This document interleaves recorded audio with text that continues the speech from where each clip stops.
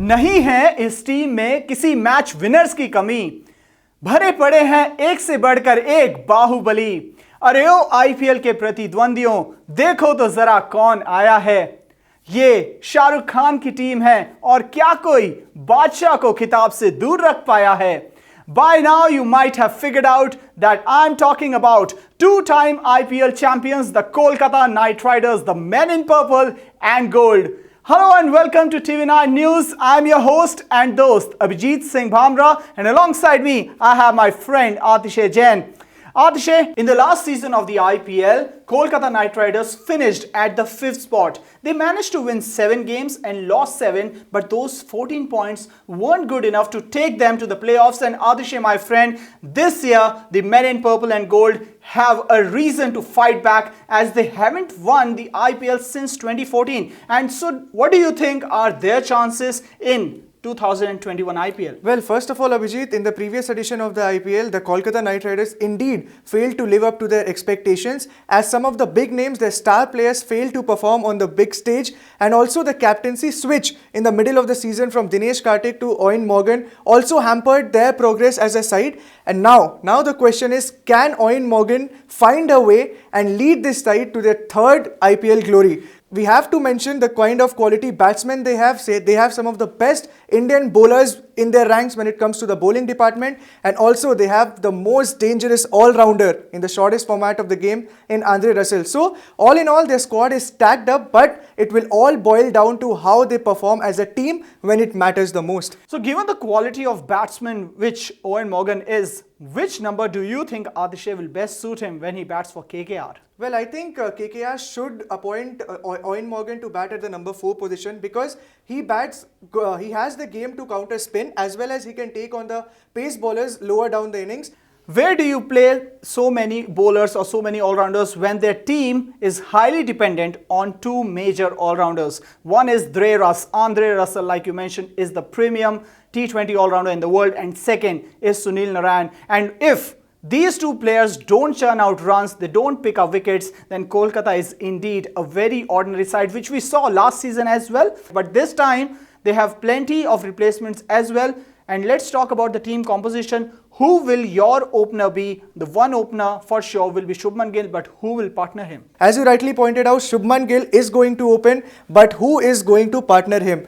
They tried Sunil Narine last year. They have been trying him for last 4-5 years, but the move didn't pay dividends in last edition of the IPL, and that was one of the main reasons why KKR struggled. So now what they can do is they have another opener in Rahul Tripathi, and if they want a left-right hand combination, then they have Nitish Rana, who can also open the innings alongside Shubman Gill. And also, if one talks about the middle order looks a jam-packed one. Eoin Morgan will once again be spoiled for choices for sure. Like, who should he play? Because he has so many all-rounders at his sleeve that he cannot play more than 4 overseas players. Shakib Al Hasan looks like a certainty on Indian conditions. Andre Russell will take the field. You have Ben Cutting. Then you have Pat Cummins. I'll just go to the bowlers now.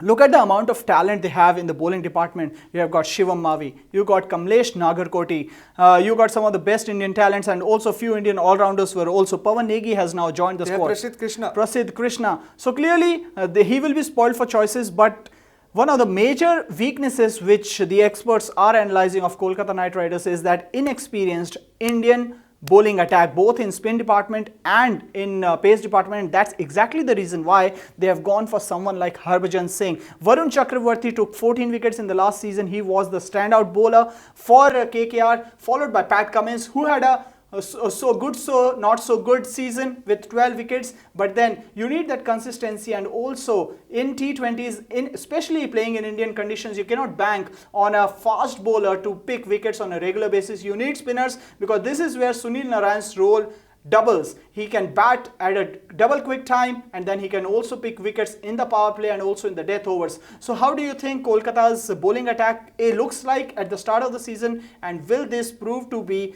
a pain for Eoin Morgan?